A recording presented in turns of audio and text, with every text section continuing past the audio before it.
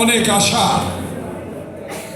সাদেক উলফাত চুরি করে গলিতে মিটিং করেছে, কিন্তু আজ মনটা ভরে গেছে। এই ভরার কারণ বাংলাদেশে ছাত্র জনতার যে বিপ্লব, এই আনন্দ ছাত্র জনতার যে রক্ত,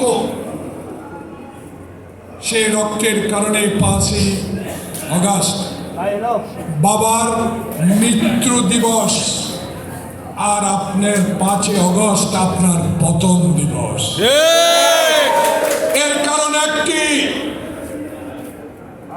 বাংলাদেশে যদি আপনি ডানে চোর, বামে চোর, সামনে চোর, পিছনে চোর, কাজী গোলাম মোস্তফা সালাম ভাই আমার বেশি জানবেন। গাজী গোলাম মোস্তফা আমার 6 কোটি কম্বল, একটি কম্বল তো আমার ভাগ্যে জুটল। সেই চোরকে নিয়ে বাংলাদেশের সংসদে 1 মিনিটে আপনি বাংলাদেশের গণতন্ত্রকে হত্যা করেছিলেন। সেই পিতা সারা বাংলাদেশে হাজার কোটি গরিবের ট্যাক্সের টাকা দিয়ে 16টি বছর আপনার পিতাকে সাজিয়ে রেখেছেন, কিন্তু আল্লাহর কি রহমত, আল্লাহর কি গজব, 1 মিনিটে সব তছনছ হয়ে গেল। তাই অহংকার আল্লাহর চোখে কোনোদিনও শোভা পায় না। আমার মা, আমার নেত্রী, যেই নেত্রীর স্বামী আমাদেরকে উৎসাহ দিয়েছে, এই মুক্তিযোদ্ধাদেরকে উৎসাহ দিয়েছে, সেই স্বাধীনতার ঘোষক শহীদ জিয়াকে কি তো অপমান করে টেলিভিশনে কথা বলেছে। শহীদ জিয়াকে নিয়ে বাংলাদেশের ইতিহাসের সবচেয়ে জঘন্যতম কথা বলেছেন শেখ হাসিনা। আজকে আপনি কোথায়, কোথায় আপনার অবস্থা? যে হিন্দুস্তানের বিরুদ্ধে, যে ভারতীয় ষড়যন্ত্রের বিরুদ্ধে এই মুক্তিযোদ্ধা দল আমরা শপথ করেছিলাম যে ইন্ডিয়ান পণ্য বর্জন করব, শেখ হাসিনার এই গোলামিকে যিনি রক্ষা করছেন, এই মোদী সরকারের বিরুদ্ধে আমাদের সংগ্রাম করতে হবে। প্রিয় ভাইরা, কি নির্মম পরিহাস। শেখ হাসিনা ওয়াজেদ এখন দিল্লি, শুনতে পারেন। শেখ হাসিনার পুত্র জয়, আপনার টেলিফোন চুরির ঘটনা আমি বলাতে আমার বিরুদ্ধে 64 জেলায় 64টি মামলা করা হয়েছে। কত বড় সাহস জয় তোমার! বাংলাদেশের আবু সাইদের রক্তের গন্ধা কোনো নাক থেকে যায় নাই। কত বড় স্পর্ধা আপনার! আপনি এখনো টেলিভিশনে স্টেটমেন্ট দেন ভারতীয় হস্তক্ষেপ করে বাংলাদেশে শেখ হাসিনাকে আবার ক্ষমতায় বসিয়ে দেওয়ার জন্য। প্রিয় ভাইরা, আমার নেতা তারেক রহমানের একটা শব্দ কোনো পত্রিকায়, কোনো টেলিভিশনে লিখতে দেয়নি সরকার।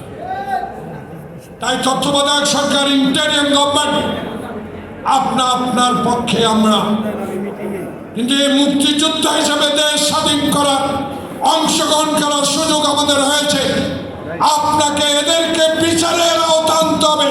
যারা 16 বছর আমার নেতা শহীদ জিয়ার বিরুদ্ধে কথা বলেছে, তাকে আইনের আওতায় প্রথমে আনতে হবে।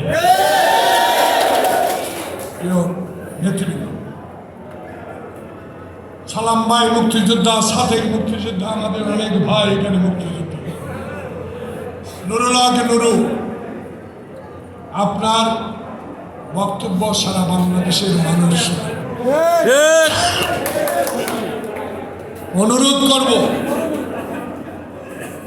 অন্যায়ের বিরুদ্ধে বিএনপি, অন্যায়ের বিরুদ্ধে মুক্তিযোদ্ধারা, দয়া করে কোনো অন্যায়কে প্রশ্রয় দেওয়ার সুযোগ যেন কেউ না পায় বাংলাদেশে।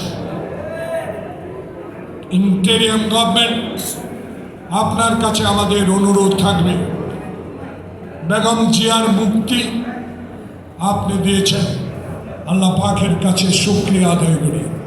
কিন্তু একটি কথা আমার নেতা মেজর হাফিজ সালাম ফজলুল হক এদের সামনে আজ কথা দিতে চাই, উল্পাত বাংলাদেশের ইতিহাসে আবার ষড়যন্ত্র শুরু হয়েছে।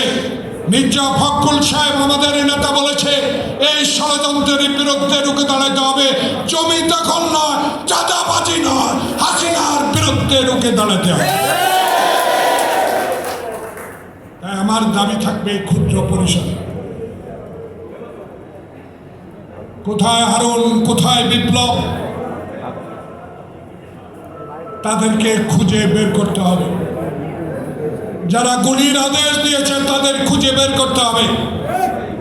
বাংলাদেশের ইতিহাসে আপনার কাছে ডক্টর ইউনূস, আপনাকে কিন্তু 14 তলায় হাজিরা দিতে লিফট বন্ধ করে দিয়েছিল শেখ হাসিনা।